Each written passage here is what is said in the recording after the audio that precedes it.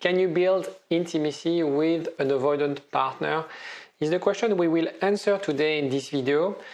If it's the first time you joined this channel, welcome. My name is Alexis. I'm a relationship counselor and a former avoidant, and I love to talk about attachment styles. In this video, I'm going to share with you my perspective as a former avoidant and also as a therapist, and answer this question, this kind of million-dollar question, whether you can build intimacy with an avoidant. Jingle.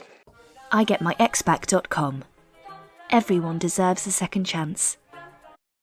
First of all, I want you to use this image because it will make it easier for you to accept your partner's behavior, be in a way more empathetic without being a people pleaser. Is the idea that your ex is a baby. And this idea is from Alan Avoidant, the founder of School of Life, and he describes, and I will put a link to one of his articles on that. It's a very interesting concept. The idea that our insecurities, our inner child are sometimes at play when we have a conflict or when we are in love with someone, because we act out of fear, and our fear are based on insecurities that are based from our childhood, not necessarily trauma, but our construction as children. This element is very important because when we will discuss about those elements in a moment, rather than feeling attacked, judged, disrespected, remember that potentially your partner is just acting as a child. He doesn't know what he does. You're watching this video, you're learning about attachment style, you want to know more about your insecurities, your relationship, and so on and so forth. His or her decisions are usually based on unconscious drivers, things they are not aware of. They are babies, they don't, in a way, they're not, we'll discuss about whether they're responsible or not. But it's looking at this dynamic with this will help you not necessarily accept, but understand and not feel threatened by this type of behavior. I forgot to mention at the beginning that if you like this video and want to watch more of my contents or even support me, you can subscribe. Just click on the subscribe button. That does help me a lot for the YouTube referencing, and I would really appreciate this. Respect their need for space. So, avoidants, they often value their personal space, their independence. You have to understand that the same way, we talk a lot about respecting boundaries in relationship. Your perception of closeness, of being intimate with your partner is really linked to your attachment style. And you will have two different definitions. So understand they have different boundaries, they have different limits. What you have to understand is you need to allow your partner to have time, to have space, to recharge their battery.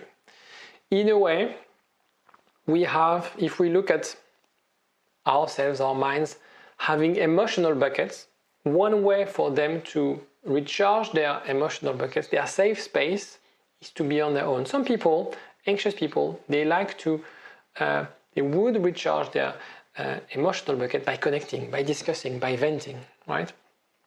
Avoidant people, they want to be on their own. So it's important for you to understand that you accept this sense of autonomy and you support that need, right? And understand that's what they need, and accept this. Rather than feeling they are doing this because they ignore me, they don't love me, and so on and so forth. Again, they are babies. So if they know that they can be on their own, that they can have their space, they can have time alone, they won't feel threatened. Okay, again, they're kids. You have to foster emotional connection in a gradual way. The problem is that you're really good at understanding, discussing your emotions. That's your baseline. For avoidant, they don't want to deal with that. They don't like that. Because being emotional is being vulnerable and is being weak. That's their belief system. And so You have to build emotional connection gradually.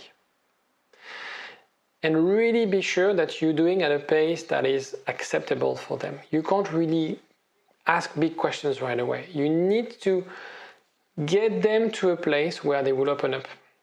So one way to do it is to avoid discussing those things when you fight. Very often when we fight with our partner, we escalate and then it becomes like asking big questions or bringing topics that are really deep that we never really discussed.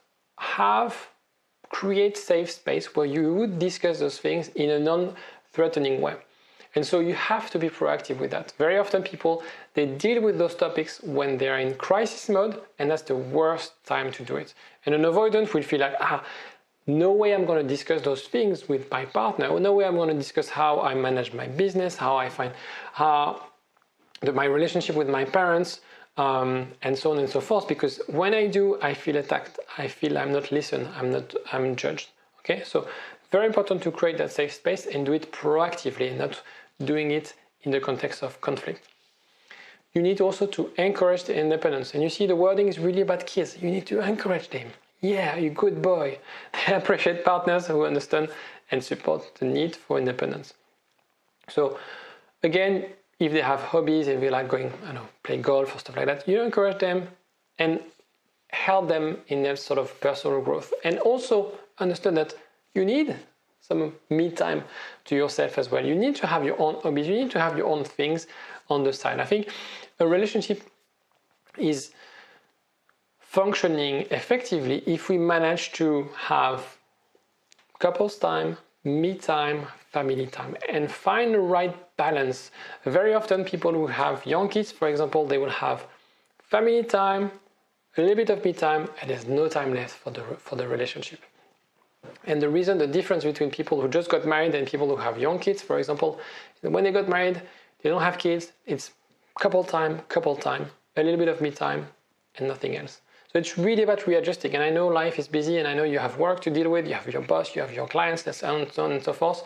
But it's very important for you to assess and measure this time allocation. So support the autonomy and find this balance. A secure attachment, a secure relationship is when you have a healthy balance between togetherness and independence.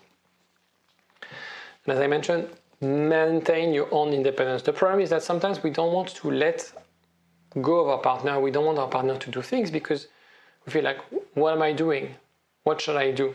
So I like the idea of micro breakups. It's a way to entertain a form of excitement. When you have time apart, and let's say you don't discuss, you don't communicate from this time apart, you're so happy to get back together. The same way people are happy to get back together after a breakup is the idea of how you can entertain an element of uncertainty, excitement, mystery within a relationship.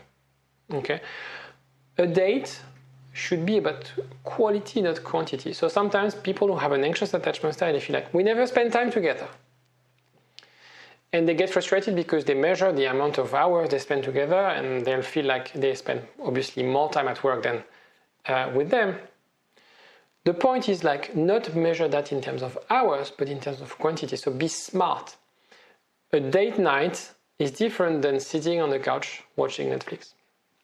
So it's very important for you to understand that your job as an anxious partner or secure partner is to drive a new routine, a new ways of spending time together. And you don't need to spend hours together to be intimate, to have strong bond. It's really about the quality. That's very important. That's what most people get wrong. So what about you? Let's discuss about you a little bit. You don't want to end up in a relationship where you feel you do most of the work. So you're watching this video, you want to know whether you can build intimacy with an avoidant partner, you want to know whether you can be happy with an avoidant partner. What about them? Obviously, I'm a former avoidant. The element that you need to assess is whether this person, same as what I did, feels that they're not necessarily satisfied with how they perceive relationship. For me, there was a clash of I want to have kids, I want to have a family, but it feels weird to be intimate, to be vulnerable, to open up. I don't know how to do it. And I felt that I needed to work on those things. Obviously, I'm very interested in personal growth, personal development. And obviously, as part of my training as a therapist, I had to look at my own attachment style and understand about those things. But what I find is if your partner is aware and doesn't accept how he or she deals with the relationship, then that's a good sign that this person wants to grow, that this person is there to do the work. Because you can't be the only one doing the work. You can't be the only one. When I discuss, for example, like providing a framework for you guys to have quality days, maybe you need to start, maybe you have to build the momentum, but you need to assess whether that person will respond, whether that person will invest in the relationship. Otherwise, you'll end up in a relationship that doesn't work for you, where you do most of the work, and when you just get some breadcrumbs, some micro investment from your partner, you deserve more. So it's very important to accept that avoidant partners, if they don't want to change, are not great partners for a relationship. Your ex, your partner, might be an amazing person, but because of their attachment style, would become the worst partners. And if they don't feel the need to change, that's not your role to change them.